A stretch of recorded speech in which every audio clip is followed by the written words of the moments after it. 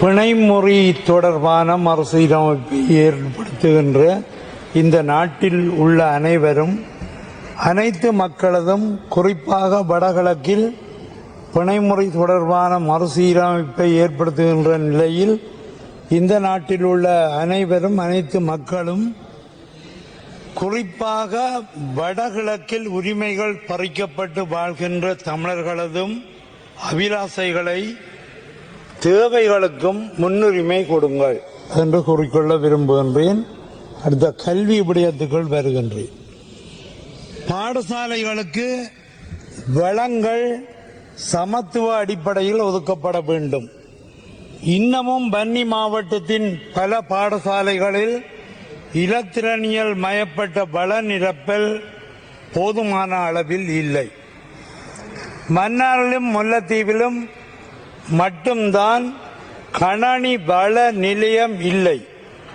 பாடசாலைகளில் சுகாதார பணியாளர்கள் போதுமான அளவில் இல்லை. கல்விசாரா ஊழியர் நியமனங்கள் தேவை. இந்த வகையிலே பாடசாலை பணியாளர், இரவு நேர காவலாளி, இப்படி தேவைகள் உள்ளன. குறிப்பாக வடகிழக்கில் போதுமான நிதியிடல் இல்லை. இன்றளவும் முல்லைத்தீவு கல்வி வலயத்தில் ஒரு கணனியுடன் மட்டும் இயங்கும் பாடசாலைகள் உள்ளன. இவற்றோடு விளையாட்டை ஊக்குவிக்கும் வகையில் உபகரணங்கள் வழங்கப்பட வேண்டும். இந்த நிலையிலும் மன்னார் மாவட்டத்தில் தோட்டபலி ஆத்தாக்கா பாடசாலை மாணவி அன்றன் இயேசுதாசன் ஜதுர்சிகா பாடசாலை மட்ட தேசிய மெய்வல்லுநர் போட்டியில் மகளிருக்கான ஈட்டி எறிதலில் தங்கம் வென்றுள்ளார். முல்லைத்தீவு கச்சிலைமடு பண்டாரவன்னியன் மகாவித்தியாலயம் மல்யுத்தம் தேசிய ரீதியில் சுபாஸ்கரன் பவித்ரா தங்கம் வென்றுள்ளார் 20 வயது பிரிவு. ரதீஷ் சந்தோஷ் வள்ளிபுரம் மகாவித்தியாலயம் 14 வயது பிரிவு தேசிய ரீதியில் 6வது இடம் பெற்றுள்ளார். முல்லைத்தீவு கச்சிலைமடு பண்டாரவன்னியன் மகாவித்தியாலயத்தில் பதக்கம் வென்றுள்ளார்கள்.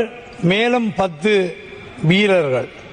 இவர்களை வன்னி பாராளுமன்ற உறுப்பினர் என்ற வகையில் நான் பாராட்டுகின்றேன். இவர்களுக்குள்ள குறைகள் பயிற்றுவிப்பாளர்கள் போதாது, பயிற்சி செய்வதற்கான உபகரணங்கள் இல்லை.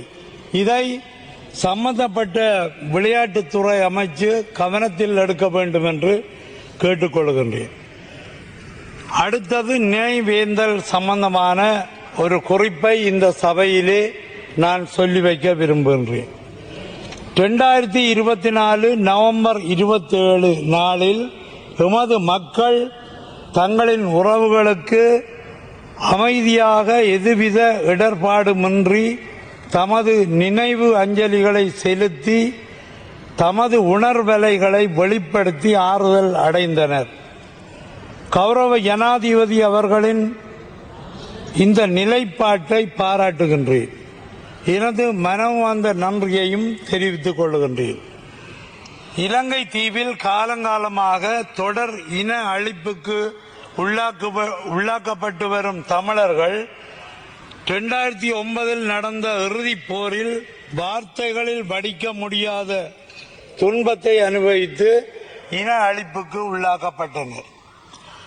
இறுதிப் போரின் வலிகள் இன்னும் ஆறாத நிலையில் அப்போரில் தமது உறவுகளை இழந்த ஏராளமான மக்கள் இன்னும் தம் உணர்வுகளுடன் நடைப்பணங்களாக வாழ்ந்து வருகின்றனர். தம்மை யாராவது காப்பாற்ற மாட்டார்களா என்ற ஏக்கத்தில் சின்னஞ்சிறியவர்கள் முதல் பெரியவர்கள் வரை ஏங்கி தவித்த நிலை. பசி பசி என்று குழந்தைகள் அழுத போது செய்வதறியாத நிலையில் பெற்றோர் கலங்கிய அவல நிலை. பதுங்கு குழியை விட்டு வெளியே வந்தால் தப்ப முடியாது என்று எண்ணி பதுங்கு குழிகளுக்குள்ளேயே தங்கியிருந்த நேரம், அதற்குள்ளேயும் குண்டுகள் விழுந்து உறவுகள் மடிந்த போது உயிரிழந்த தமது உறவுகளை கூட புதைப்பதற்கு இடம் புதைப்பதற்கு இயலாமல் உடலங்களை விட்டு விட்டு ஓடிய நிலைமை ஆகியவற்றை எண்ணி பாருங்கள்.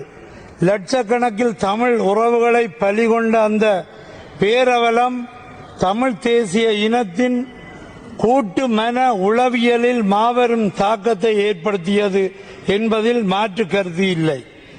இந்த நிலையில் அங்கு உறவுகளை இழந்து தற்போது வாழ்ந்து வருகின்ற மக்கள் தம் உறவுகளை நினைவு கூறுவதற்கு அங்கீகரிக்கப்பட்ட ஒரு நினைவிடம் தேவை என்பதை அங்குள்ள மக்கள் ஆதங்கத்துடன் கூறி வருகின்றனர்.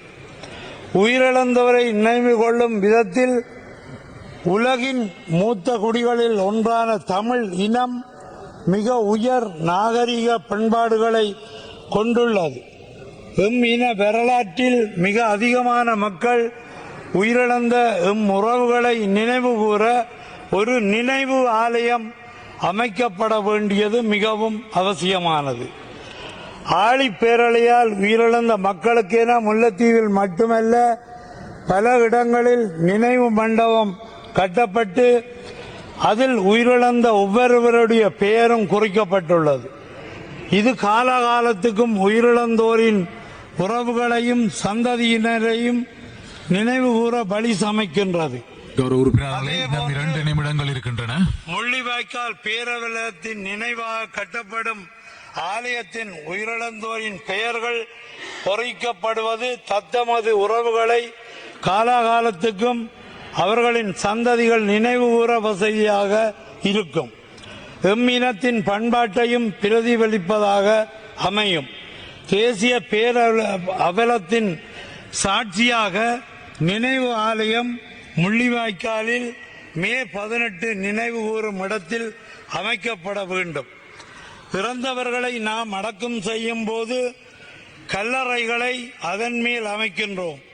அந்த கல்லறைகளில் சம்பந்தப்பட்ட உறவுகள் நினைவு தினங்களில் பால் தெளித்து படையல்கள் செய்து படைத்து பூக்கள் சொரிந்து தீபங்கள் ஏற்றி தங்களுடைய மனக்கவலையை உள்ளத்திலிருந்து வெளிப்படுத்தி அழுது ஆற்றுகின்ற அந்த நிலைக்கு எமது மக்களையும் ஈடுபடுவதற்கு ஒரு நினைவு ஆலயம் அமைப்பதற்கு எமது மக்களுக்கு அனுமதி தாருங்கள். தயவு செய்து கேட்டுக்கொள்கின்றேன். இன ரீதியான செயல்பாடுகளை வெளிப்படுத்தாமல் இன பாகுபாடு காட்டாமல் வெளிப்படுத்தி வரும் தற்போதைய அரசாங்கமானது நாம் முள்ளிவாய்க்காலில் ஒரு நினைவு ஆலயம் அமைப்பதற்கு அனுமதி தாருங்கள் என்றுதான் உங்களை கேட்டுக்கொள்கின்றேன். நன்றி.